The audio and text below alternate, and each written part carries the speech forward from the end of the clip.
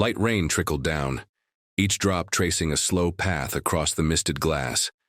In a small room tucked away at the far end of North Sprunki town, Parker sat alone, quietly sketching the final lines of an unfinished drawing. On the paper, her smile came to life. Aurelia, the girl who lit up every place she walked into. Parker wasn't like the other lively Sprunkus. He was quiet, withdrawn, rarely showing up at group events. Most called him the silent one, the outsider. But no one knew that inside, an entire world of emotion had begun to bloom. Ever since the first time he saw Aurelia dancing under the warm lights. That day changed everything. She twirled across the practice square like a glowing star, her lavender hair catching the light with every move, her eyes sparkling with a joy that seemed to radiate outward. Parker stood hidden behind the trees, silently watching, but his heart felt like it had just been swept into a gentle purple whirlwind. "You're drawing her again?" Gummy sat beside him, glancing at the page filled with emotion. Parker nodded softly, not saying a word. "Are you ever going to tell her that you like her?" Parker stayed silent. His hand tightened around the pencil. "She's not like me, Gummy," he murmured at last. "I don't belong in her world." Gummy let out a breath, patting his friend on the shoulder. "You know, Parker, even light needs someone in the shadows to reflect off of." The next day, Parker decided to try. He went to the central square where Aurelia often practiced. In his hand was a small box, holding the first drawing he'd ever made of her. That moment she smiled beneath the sun, but when he arrived his heart froze. Aurelia was with Zento, the popular, spotlight-drenched performer known for his dance skills and silver tongue. They were laughing, and Parker saw Aurelia tilt her head with that familiar soft smile, but it wasn't for him. He quietly turned away. That night Gummy knocked on Parker's door. It was unlocked, but the room was empty. On the desk sat the unopened gift box and beside it a small letter. "Some things don't need to be said out loud. As long as I got to see her happy, that's enough. Goodbye, Sprunki world." Gummy went pale. The rain had stopped by morning, but the silence it left behind felt heavier than thunder. Aurelia walked toward the studio, humming softly, until she spotted Gummy sitting alone on the steps, head down, shoulders slumped, fingers nervously fidgeting with a small paper note. He looked up as she approached. His eyes were red. "Gummy?" she asked gently, "what's wrong?" Gummy hesitated, then held out the box. The same one Parker had prepared. "He left this for you." "For me?" she echoed, confused. She carefully lifted the lid. Inside was a folded sketch, her captured mid-spin beneath golden lights. The detail was stunning. Her eyes sparkled in the drawing, her smile free, radiant. Underneath the sketch was the letter. Aurelia unfolded it, her breath catching halfway through. "I've watched you dance like the world depended on your rhythm. I kept every moment in pencil lines, because I was too afraid to step into the light. I guess this is goodbye." Her chest tightened. "Where is he?" "He's gone," Gummy said quietly. He didn't say where, just that he didn't belong here anymore. Aurelia stood frozen. For the first time in a long while, she didn't know what to do. That afternoon, she went back to the places where Parker used to sit. The old bench under the willow tree, the corner of the studio where shadows gathered, the little cafe that always had one untouched teacup by the window. Empty, all of them, and yet his presence lingered in every space. Aurelia sat on the bench and stared at the sketch again. She never realized how much detail he had captured. The way her fingers curled when she twirled, the exact angle her hair would fall across her cheek. How many times had he watched her? How many times had she smiled? Without knowing someone smiled just from seeing her. That night she didn't sleep. Instead, she went into the studio alone.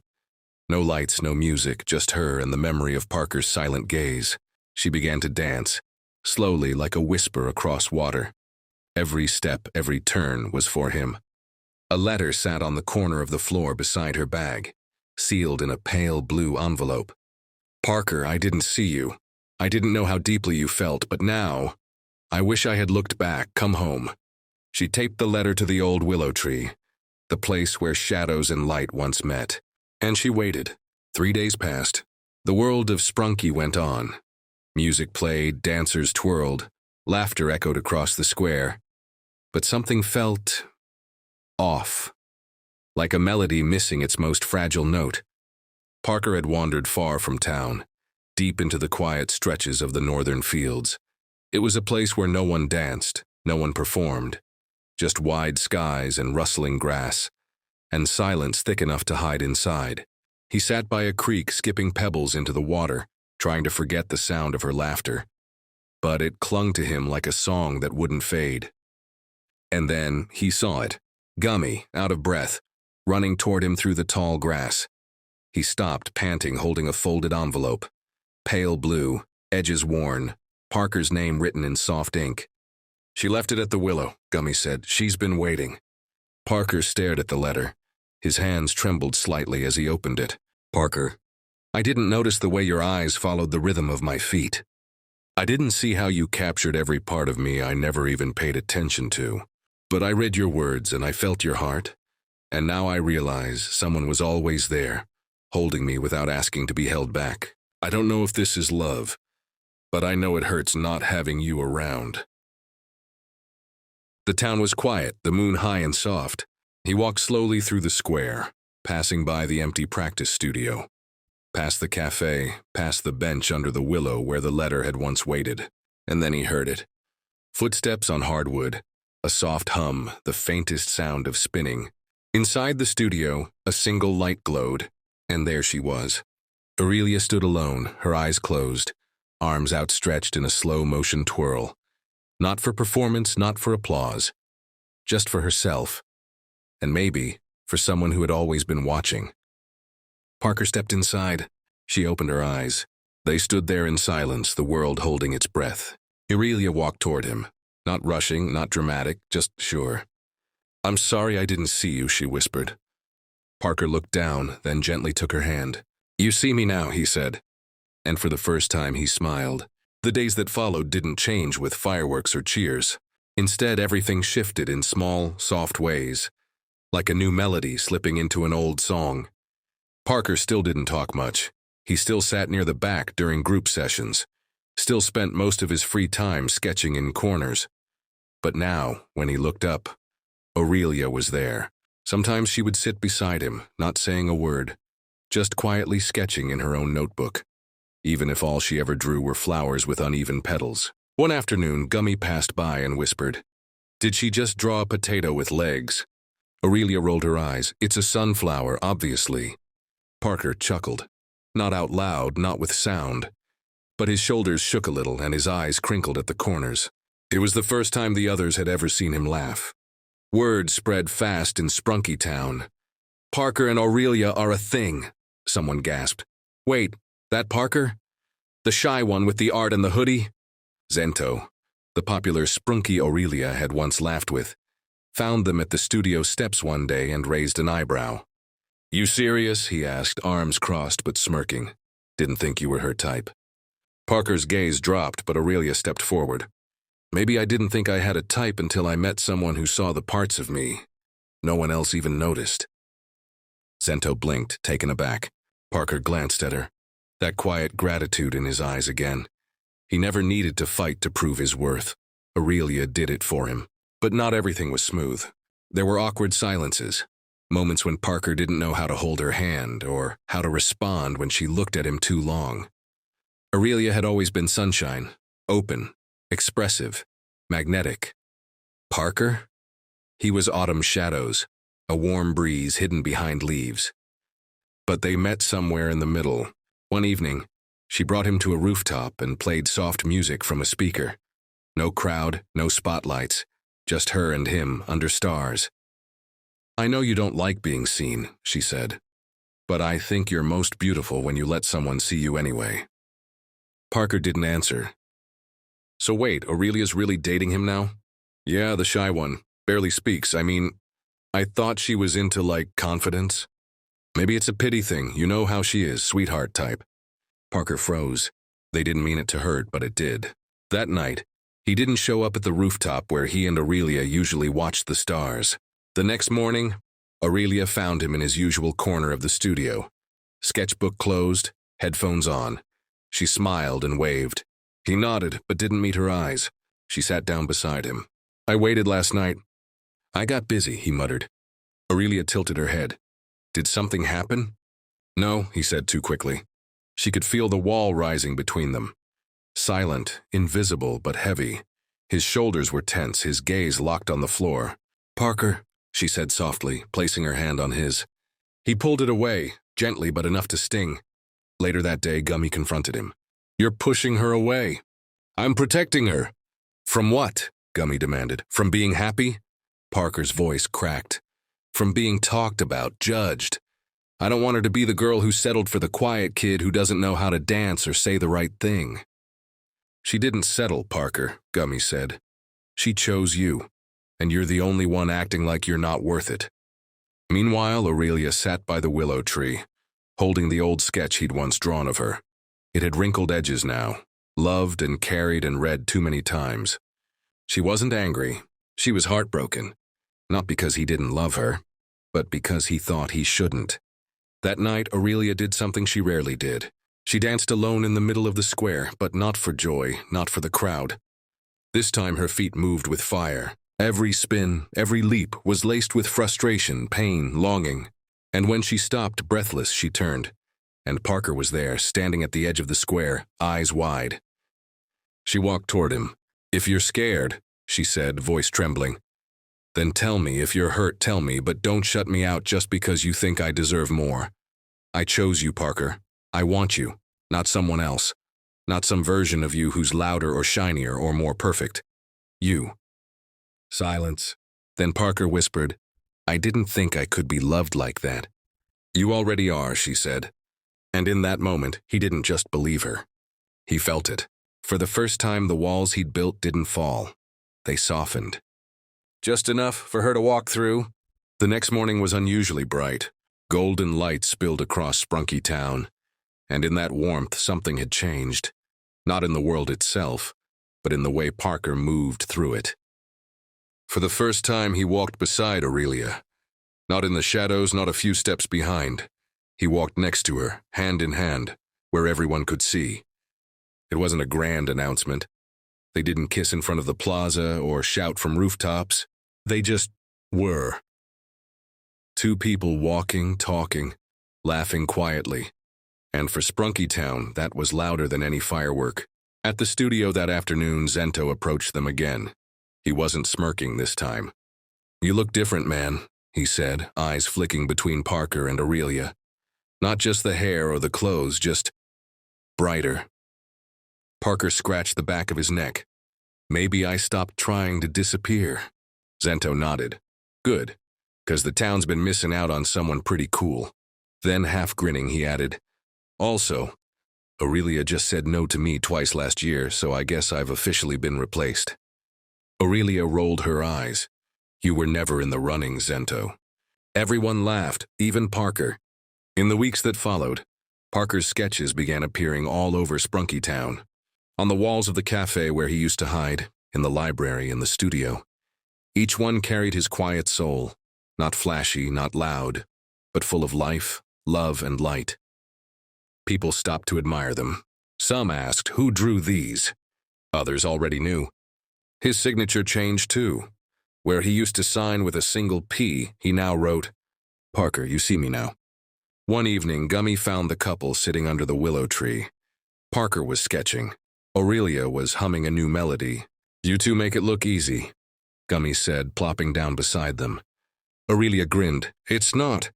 Parker nodded. But it's real. Gummy smiled, looking up at the stars just beginning to appear.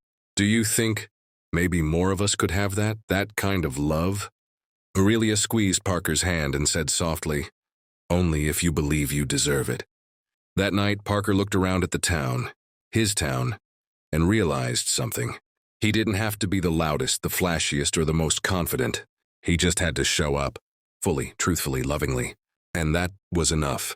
The letter arrived quietly, tucked into Parker's sketchbook like a secret waiting to breathe. He didn't notice it at first, not until Aurelia flipped the pages to show Gummy a new design and found the creamy envelope sealed with gold wax. Parker opened it slowly. Inside was a message from the Sprunki International Arts Council. His street murals, emotional sketches, and raw perspective had reached beyond the borders of their town. A prestigious art residency in Alta City was offering him a 6-month mentorship, all expenses paid, with the chance to publish his own gallery book. A dream, one he never allowed himself to have, until now. But his hand trembled as he held the letter. Alta City was far, far from Sprunki Town, far from Gummy, far from Aurelia. He told her that night beneath the willow tree, his voice low, almost apologetic. "I didn't even apply," he said. "Someone must have submitted my work without telling me." Aurelia smiled faintly. "Maybe the world wanted to meet you. But what if I go," he whispered, "and I lose you in the process?" She looked at him, really looked, eyes deep like dusk. "You don't lose me by chasing your dreams, Parker. You lose me by pretending you don't have them." The next morning, everyone in town was buzzing. Gummy almost tripped over his own feet running to congratulate Parker. Zento joked about designing a farewell party with fireworks and slow-mo confetti. But Parker was quiet. He didn't say yes. He didn't say no. Instead, he kept walking, sketchbook in hand, visiting every corner of town like he was trying to memorize it. The laughter of kids near the fountain. The scent of bread from the corner bakery. The rooftop he once sat on, silent under the stars. He ended at the studio. Aurelia was there, dancing, not rehearsing, not performing, just moving, eyes closed, bare feet on smooth floor. He sat down, watched her without a word. When she opened her eyes, she asked one question. "What's stopping you?" He didn't know. Maybe it was fear. Maybe it was love. Maybe it was both. Later that night he drew again, not with fear, but with clarity. This time he sketched himself, standing at a train station, the city skyline ahead, and Aurelia's silhouette in the distance, holding a paper that said, "I'll wait." At the bottom he signed it. "To the girl who taught me I was worth being seen, and thank you. Would you like to continue with part 8, where the story builds toward an emotional goodbye, or a surprising twist where Aurelia takes a leap of her own?" The station buzzed with soft announcements and the hum of trains coming and going. Parker stood on platform 3, one hand gripping his sketchbook, the other shoved deep in his coat pocket to hide the tremble. His departure was real now. Gummy stood beside him, red-eyed but smiling. "You know," he sniffled, "when I first met you, I thought you were allergic to sunlight." Parker gave a short laugh. "Still am." "Just don't forget us," Gummy said, punching him lightly on the arm. Or her. Parker's eyes flicked toward the entrance. Aurelia hadn't come. He told her not to. Said goodbyes were too heavy, too cinematic, too much like the final chapter. But part of him had still hoped. The conductor called for boarding. Parker stepped forward. He reached the doors and paused. One breath, two. He turned. And there she was. Running. Hair wind-blown, scarf slipping from her shoulders, boots hitting the pavement like her heart was trying to catch up. Aurelia stopped just short of him, eyes wide, chest heaving. "I told myself I wouldn't come," she said breathlessly. "That I'd let you go like you asked." Parker swallowed hard. "Then why?" "Because I realized," she cut in, stepping closer, "you're not the only one allowed to chase something." She held up a slip of paper. "Another ticket. 2-month leave from the studio," she said. "Just enough time to see Alta City, and maybe see who we become there." He stared at her, stunned. "You'd really come with me?" "I'm not following you, Parker," she said gently. "I'm going with you." The train doors opened with a hiss. They boarded together, not as perfect people, but as two souls still learning how to be seen, how to stay, how to grow. They found their seats near the window. Outside, Gummy waved like a wild Sprunki, jumping and shouting, "Send postcards or I'll draw bad fan art of you." Aurelia laughed. Parker smiled. As the train began to move, Aurelia leaned her head against his shoulder. "Think we'll make it?" she asked. He didn't answer right away. Instead, he opened his sketchbook, flipped to a new page, and began to draw. 2 figures on a train, eyes forward, hearts open. Underneath, he wrote, "To love someone is to let them go or to go with them. I chose both."